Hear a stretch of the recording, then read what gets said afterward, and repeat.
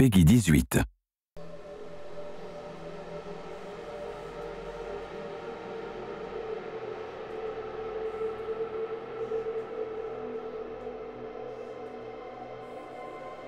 everyone, I'm Joel Leschler, a producer from 2K Australia. Hi everyone, I'm James Lopez, producer at Gearbox Software. And we're here to show you a walkthrough of our E3 demo for Borderlands the Pre-Sequel. Hope you enjoy it. Alright, so we're actually going to be playing through as Wilhelm during this playthrough, and we're selecting his action skill now, which is his ability to spawn these two drones, Wolf and Saint. Wolf is an attacking drone, while Saint is more of a buffing regen drone. We're going to go down the Cyber Commando skill tree. This one's really cool because if fans remember Wilhelm from Borderlands 2, he was just a giant loader with a human head on top. But in this game, it's his origin story, and he starts out just as a man. But you have the ability by going down this skill tree to start turning him into that giant robot that he was in Borderlands 2. We're selecting the Power Fist skill here, and you'll see that they actually replaced his arm with this robotic one. This one's really cool because it will deal extra melee damage, and you can actually attack enemies from further away. And if you look at the Shock Absorbers one, which replaces his leg with a robotic leg, this allows you to shoot and reload while you're sprinting, which can come in really handy. The Meteor Slam is also really useful because the butt stomp or ground pound or slam or whatever we're calling it today is really, really powerful in Borderlands the Pre-Sequel. When you're playing in low gravity, you're able to do this huge amount of damage when you slam down to the ground. And that's about all the skill points we can use right now, but we're pretty close to leveling up again. So when we do, we're going to show you the Vengeance Cannon, which is Wilhelm's capstone skill inside the Cyber Commando tree. Yeah. We have a look here, we actually just shot an air geyser, and when these are shot, they shoot out this oxygen which replenishes your Oz kit, but it also propels you up in the air. And the higher you get, the more damage you can do from your butt stomp. So if you hold that crouch button, you slam down on the ground, you deal this huge amount of damage to enemies on the ground. Yeah, geysers are a great way to do a slam immediately instead of having to kind of like prime yourself for it. You can hop on one of those and just immediately move off it and slam someone into oblivion if you want to. Here's another example of how the levels are informed by low gravity in Borderlands the Pre-Sequel. You're able to do these massive leaps and bounds, and really you have a lot more freedom as a player. The scope of travel has increased so much. And we're able to use the air boost by venting some oxygen. You're actually able to go even further by propelling yourself forward or even higher. Yeah, and it's cool that we have these abilities. They obviously come with some cost on the oxygen meter, but we get plenty of ways for you to get that oxygen back. You know, we've got oxygen canisters that drop from when you kill enemies. We have the air geysers. We have other like cracks in the ground that air can come out of. They won't give you that jump, but they will give you back your oxygen. We also have oxygen generators. And even like certain Oz kits will allow you to create an oxygen bubble whenever you do a slam attack. Now these enemies that we're fighting at the moment, the Kragans, they're some of the moon beasts. They're essentially these moon rock monsters, but because this is Borderlands, they absorb elemental attributes as well, and these ones have absorbed cryo damage. We have a lot of liquid methane around this area of Elpis, and they've kind of inherited those abilities, and they're kind of doing cryo damage towards you. But you have the ability to kill them, but what's really interesting about these guys is when you kill them, they actually shatter into two smaller Kragans. Yeah, so you might start off one-on-one and feel like you've got a pretty even fight, but as they break into smaller groups and become more numerous, you might have a really big fight on your hand. Alright, why don't we try and show off Wolf and Saint here, Wilhelm? Alright, so Wilhelm just deployed Wolf and Saint. Those are his two drones. Wolf is going to go out and cause some trouble. Saint's going to stay fairly close by to replenish Wilhelm's shields as they ever drop. Now, our Wilhelm player is pretty pro, so you know, might need to get a little bit of a more challenging fight for him. You can see these beautiful ice particles. With the new cryo element that we brought into the game, you can freeze and shatter any enemy, and depending on which angle you attack these guys from, they're actually going to float off into the low gravity in that direction. If you slam down an enemy while they're frozen, you're actually going to split them in half and watch their ice chunks float off. Yeah, that's really cool because the way that they shatter is always kind of customized to like whichever way you hit them. So it never really gets old. It's always different each time. It's really fun. Now, our current objective in this particular level is to redirect some liquid methane. We need to get to the Drakensberg, which is this derelict Dahl ship where we've been informed there's a military AI that we can use. Jack wants to build up this robot army. He needs this military AI to use it. So we're currently trying to redirect this methane to cool off a lava river.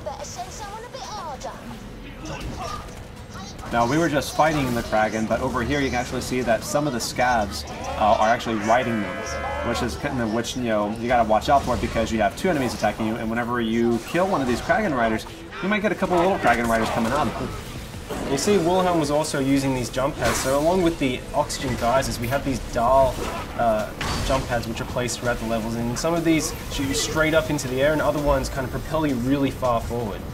Again, if you manage to chain some of these together, you can get really, really high and do a slam which does a massive amount of damage. Look at some of these guys, you'll see that some of these scavs have this sort of orange bubble over their head. That's their oxygen bubble. That means that if you crack that bubble, then they're going to take oxygen damage because they're not able to breathe. Which is a really cool way because you can kind of do a hit and run. You don't have to worry about necessarily about finishing them off if you're taking too much heat. You can just wait for them to asphyxiate. But some of these guys also have shields and air bubbles, and so they're a little more of a stronger fight. You have to watch out with those guys because they're more dangerous. So you can see that's an example of one of the Dahl jump pads which shoots you really far forward.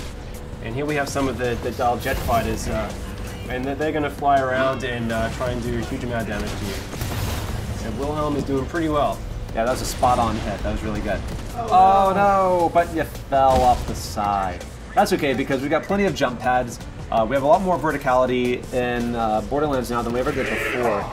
So there's not necessarily any one way to get to this objective.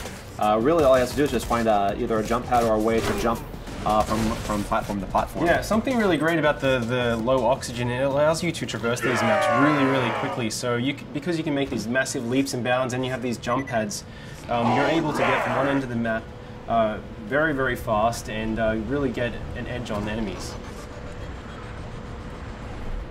All right, now it looks like we just leveled up.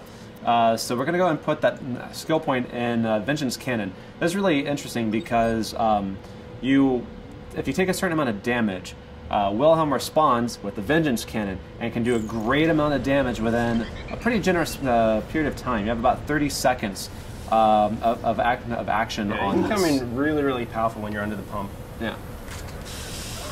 So you can see now we're actually redirecting this liquid methane, so we should be able to go over and try and freeze this lava lake. All right, so once this pipe connects, we actually have another route on how we can get to the next objective. You could just go down to the ground if you wanted to, but because of the verticality in the pre-sequel, we can actually continue along this path here. All you have to do is have the option to make the jump, and then you can actually run along this pipe here.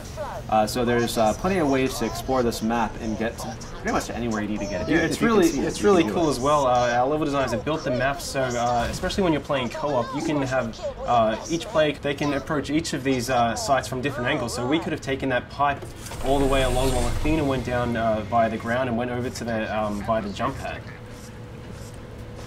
Yeah, people that are especially fond of sniping should keep an eye out for these kind of opportunities because you get a superior angle from which you can snipe off those oxygen bubbles or just do just a bunch of damage in general. Yeah, absolutely.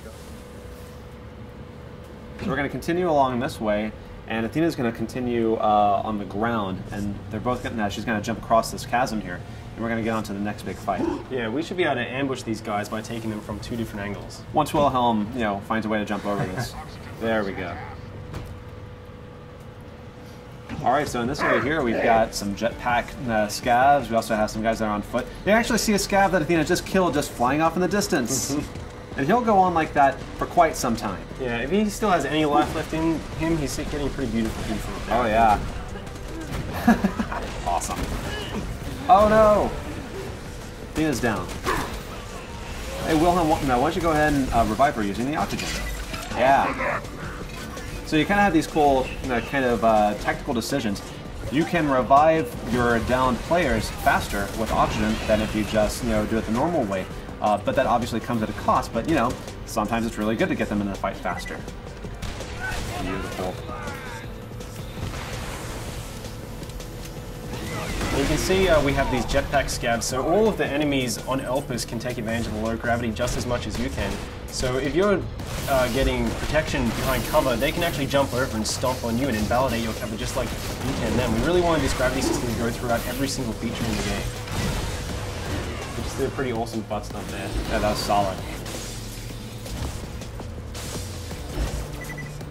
Here's some of our new vending machines that we're just kind of teasing as we run by them, but you can see more about them later on. All right, we're coming into the processing plant now.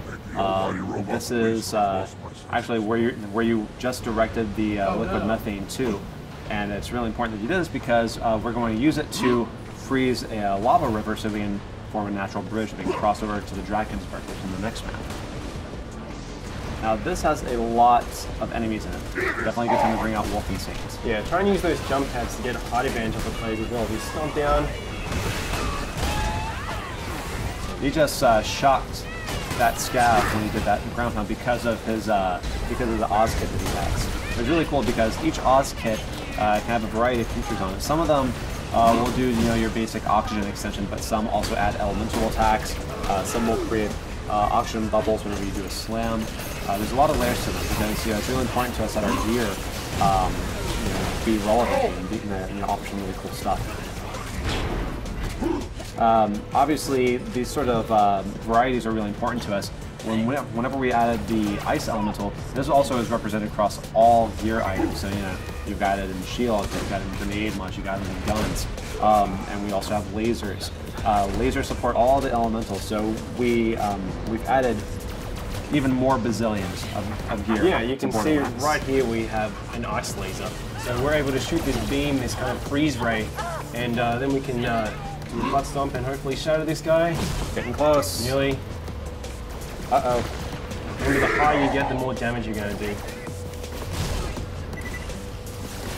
So, very close. Can you just take out kill? Yeah. That's okay, though. It's always next time. So it looks like we cleared out the enemies here. Let's try and get that methane onto the lava river. Sir, I've got my best people working. It is Borderlands though, so you always have to loot. That's right. Let's take all of them over. Who the hell is Ninja. that? That is the 10-year-old boy we hired to help us. You're fired, John. You can see the Drakensberg out there in the distance, so that's our objective. We want to get to this crashed Dahl ship to get this military AI. Once we get that military AI, Jack can put into the loaders, which up until this point have been useless. They're just construction bots, basically. But once we put the AI in them, we'll be able to weaponize the loaders and reclaim Helios, which is the moonshot facility. I need you to dump the methane from the reservoirs into the lava. We'll create our own path by cooling it off. This is gonna be ace. The lake should be safe now. Let's get to the Drakensberg so you success. can find that Let's make our way over to the Drakensberg. Lads, looks like we're going to have guests over. The kind the bosun wants dead as quickly as possible. Of course, will Borderlands be without a bunch of big baddies to have to fight? Yep, they just get bigger and bigger. I really like that he's an ice dragon, but he also has lava inside of him. Yeah, I see that all the time. Yeah, it makes sense. All right, guys, and that's our E3 demo. We hope you enjoyed seeing it. Please stay tuned for more pre-sequel news.